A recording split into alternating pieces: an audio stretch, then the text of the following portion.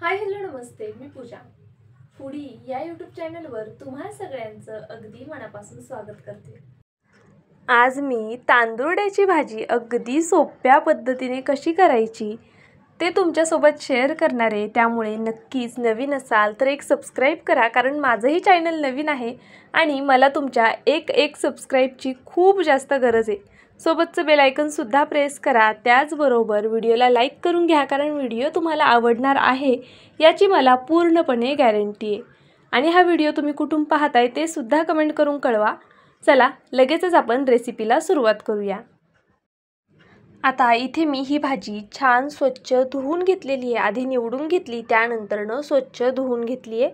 तर चला पटकनी हिची फोडणी तयार करून घेऊया।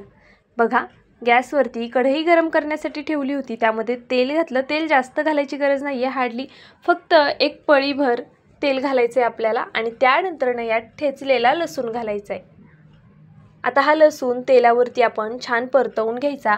त्यानंतर यात हिरवी मिरची बारीक कट करून घालायची आहे। तुम्हाला हवं असल्यास तुम्ही मिरची आणि लसूण मिक्सरला दरदरीत असं फिरवून घेतलं तरी चालेल, किंवा ठेचून घेतलीत एकत्रित तरीसुद्धा चालणार आहे। बघा, मिरची आणि लसूण छान असा परतवून घेतला की आपल्याला यामध्ये एक बारीक कट केलेला कांदा घालायचा आहे।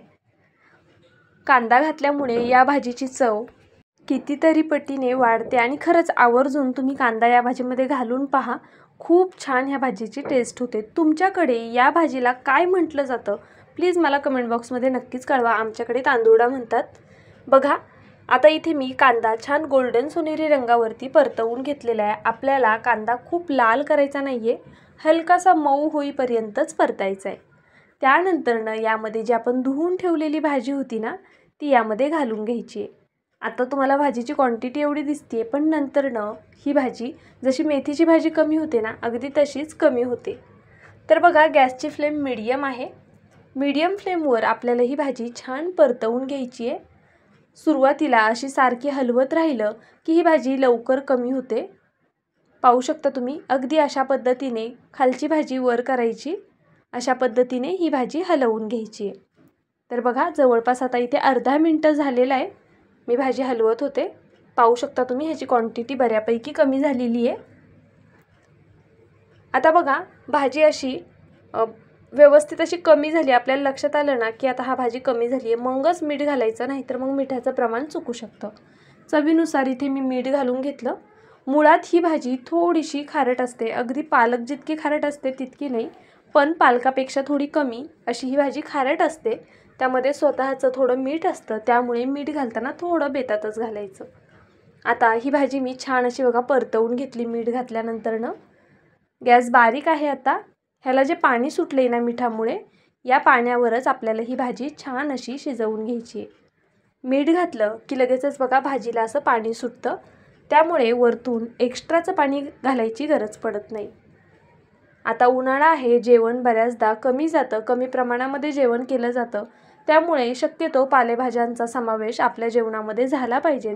पण रोज रोज मेथी, शेपू त्याचबरोबर पालक खाऊन कंटाळा येतो, तर त्यावेळी अशा काहीतरी वेगळ्या भाज्यासुद्धा केल्या की मग जरा जेवणाची रंगतसुद्धा वाढते आणि तोंडालासुद्धा चव येते। आपल्या शरीरामध्ये सुद्धा भरपूर असे जे आयर्न, कॅल्शियम, व्हिटॅमिन अशा गोष्टी जातात। तर बघा, इथे मी शेंगदाण्याचा कूट घातला।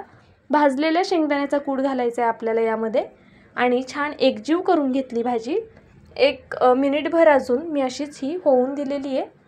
तर पहा, आपली भाजी झालेली आहे मस्त अशी, खूप वेळ लागत नाही हिला शिजायला, अगदी झटपट भाजी तयार होते। पाहू शकता तुम्ही, मस्त अशी ही भाजी तयार झाली आहे। टिफिनसाठी करा किंवा संध्याकाळच्या जेवणात अप्रतिम आहे। तुम्हाला माझा आजचा व्हिडिओ थोडा जरी आवडला असेल तर प्लीज व्हिडिओला एक लाईक करा, नवीन असाल तर सबस्क्राईबसुद्धा करा, मित्रमैत्रिणींमध्ये शेअर करा, कारण माझं चॅनल नवीन आहे आणि तुमच्या सपोर्टची मला गरज आहे। उद्या भेटूया छानशा रेसिपीसोबत। बाय।